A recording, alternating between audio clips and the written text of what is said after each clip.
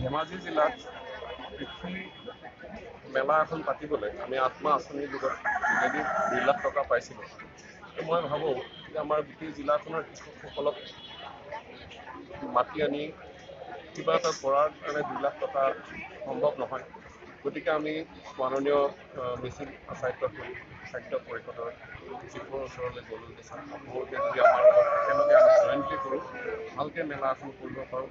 তেখেত খুব আনন্দৰে এই ক্ষেত্ৰত সন্মতি দিলে আৰু লগে লগে আমি সেই মেলাখনৰ অতি কম সময়ৰ ভিতৰত ধেমাজি জিলাৰ গোটেইখিনি কৃষকক মাতি আনি আমাৰ মূল উদ্দেশ্য হ'ল আমাৰ কৃষি বিভাগৰ বিভিন্ন আঁচনিবিলাকে বহুতে কয় যে আমি নেজানো। আমি একেখন প্লেটফৰ্মত সকলোকে আমাৰ আঁচনিখিনিৰ বিষয়ে জনাই তেখেতসকলক সেই আঁচনিত ভাগ লোৱাৰ কাৰণে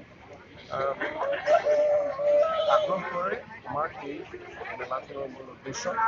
দ্বিতীয়তে মিচিং অট'নমাছ কাউন্সিলৰ কৃষি বিভাগ কৃষিৰ লগত জড়িত বিভিন্ন আঁচনি আছে। তেওঁলোকৰ আঁচনিসমূহো আমাৰ লগত যদি একেলগে কৰে তেতিয়া আমাৰ ধেমাজি জিলাৰ কৃষি ক্ষেত্ৰখন বহুত আগবাঢ়ি যাব। যিহেতু আমাৰ ধেমাজি জিলাখন মূলতঃ কৃষিৰ ওপৰতে নিৰ্ভৰশীল। আমাৰ কোনো ডাঙৰ উদ্যোগ একো নাই। আমি কৃষিৰ ওপৰত নিৰ্ভৰ কৰিয়ে উদ্যোগৰ কথা চিন্তা কৰিব লাগিব। আমাৰ নিবনুৱা সমস্যাৰ সমাধানৰ কথা চিন্তা কৰিব লাগিব।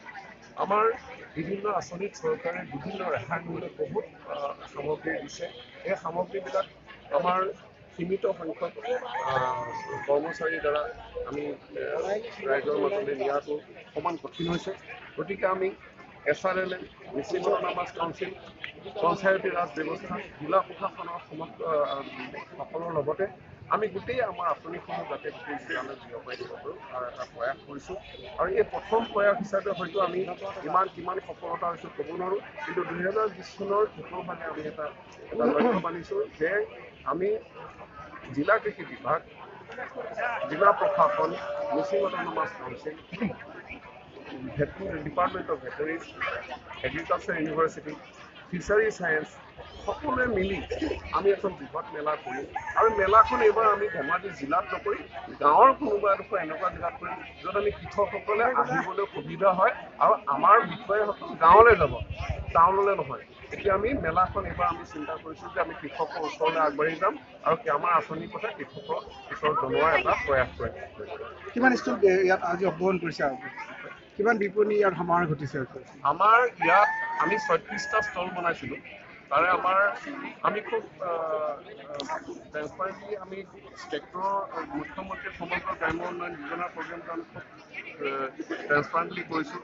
আমি কৃষকসকলক কৈছোঁ আপোনালোকৰ যিখিনি ট্ৰেক্টৰ যেনেকুৱা ধৰণৰ মডেল বিচাৰে আপোনালোকে ইয়াতে নিৰ্বাচন কৰক আৰু সেই ধৰণে আমি তেওঁলোকৰ পৰা চইচ ফৰ্মবিলাক লৈছোঁ। আমাৰ আটাইতকৈ ডাঙৰ কথা হ'ল কি যে আমি 36টা ষ্টলৰ ভিতৰত 30টা ষ্টলকে কৃষকক এৰি দিছোঁ। তাৰে ভিতৰত আমি খালি কৃষি বিশ্ববিদ্যালয়ক মাতিছোঁ আমাক কৃষকসকলক প্ৰশিক্ষণ দিবলৈ। আমাৰ প্ৰশিক্ষণৰ কাৰণে কৃষি বিশ্ববিদ্যালয়ক অনুৰোধ জনাইছোঁ যে আমাৰ যিখিনি বালি মাটি বানপানীৰ পিছত বালিৰ মাটি পৰি গৈছিল সেই মাটিখিনি আমি কেনেকৈ উৰ্বৰ কৰোঁ তাৰ কাৰণে আপোনালোকে এটা চিন্তা কৰক। তাৰ কাৰণে আপোনালোকে এটা বৈজ্ঞানিক দৃষ্টিভংগী আমাক দিয়ক যাতে আমি সেই মাটিবিলাক আকৌ উৰ্বৰ কৰি দিওঁ।